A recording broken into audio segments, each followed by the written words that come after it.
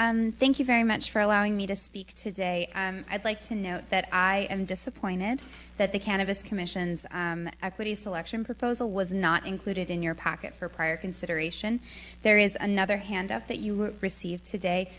It receives my, it has my full remarks that because of brevity, I won't go into all of them, but they are there for you to look at it at a later time, as well as the Cannabis Commission's equity proposal.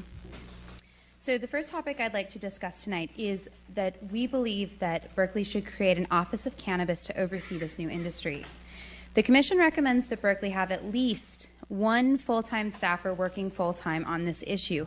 To put this into perspective, San Francisco has 3 full-time employees in their newly created Office of Cannabis and a cannabis task force.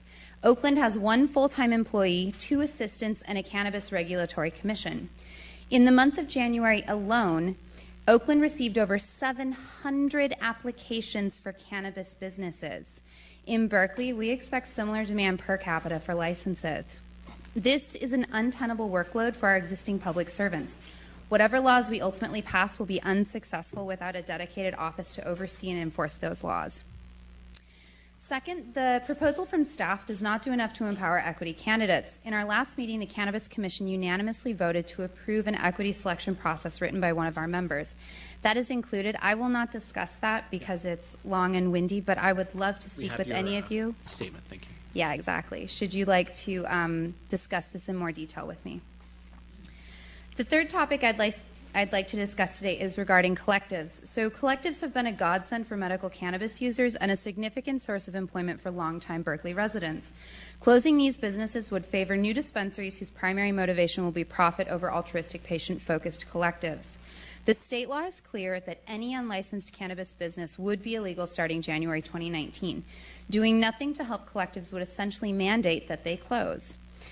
It is my opinion that the city should help these businesses legalize. Options for Berkeley are to classify collectives as a business type 1C, aka specialty cottage business, or as a micro business, non-retail in residential areas. I don't think we want to have retail in residential areas. Fourth, the Cannabis Commission is happy that staff has recently proposed an increase to 32 over the Planning Commission's recommended cap of 12 retail dispensaries.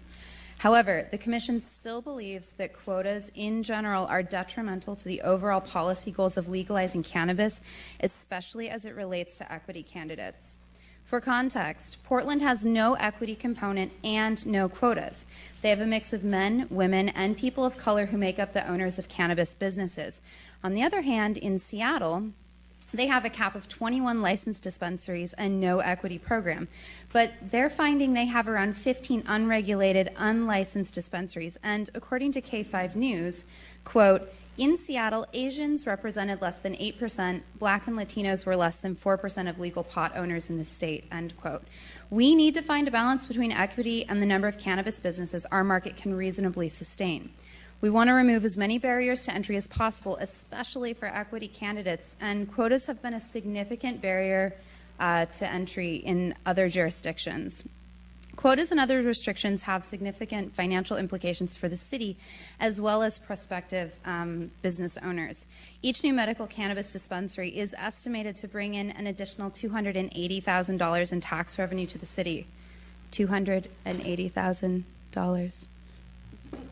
Just going to put that out there. And that's for medical, not retail. Retail has a tax rate that's double that, so we should hope to assume that we'll receive more money on that front. Recreational dispensaries, which have a higher tax rate, blah, blah, blah, bring in more tax revenue. Great. Placing a restriction on the number of dispensaries also puts a cap on the tax revenue Berkeley will receive. Finally, the Cannabis Commission proposes that the city allow cannabis cultivation businesses to operate in any M prefix districts with the zoning certificate. Additionally, pre-existing businesses and equity candidates should be considered for an exemption from the M district requirement on a case-by-case basis. The Cannabis Commission provided information to the Planning Commission that shows $5,500 in taxes annually for every 1,000 square feet cultivated. The state allows for 180,000 square feet to be cultivated, which would equate to approximately $1 million in cultivation tax revenue for the city. This would be a great task for the new Office of Cannabis to undertake, oversee, and help fund other issues like housing.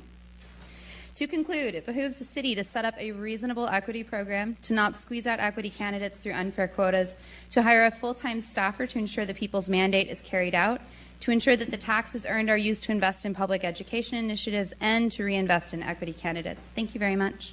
Thank you.